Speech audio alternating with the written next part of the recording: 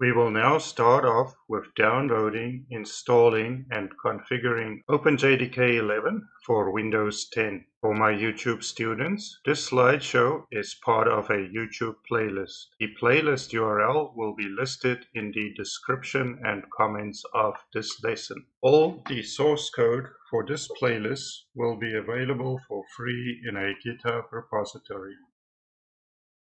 This slideshow shows where we will be getting the OpenJDK Java 11 reference implementation. These are the steps we will take to install OpenJDK 11 on our Windows 10 development environment. So let's head over to our browser and download the OpenJDK 11 zip file. Here we are on jdk.java.net and we see ready for use, JDK 15, early access and reference implementations. So we're going to go to Java 11 and we're going to download the Windows 64 Java Development Kit. Okay, so it looks like it's fully downloaded, so we'll open it. Here it is.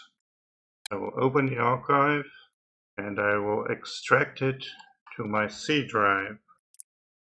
And let's have a look.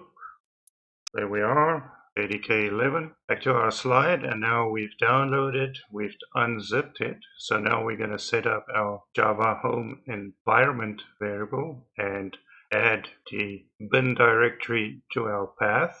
So we will select Start. We will go to our control panel, and in here we will select System, and in our System panel we will select Advanced System Settings. Here we will go to the Advanced tab and select Environment Variables, and here we will either add or edit our existing Java home environment variable. So we'll edit, select JDK 11, then we'll go down to our path and edit it.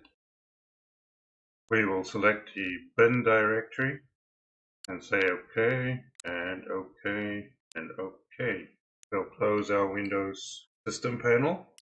Now we'll go to a command prompt to test our Java installation.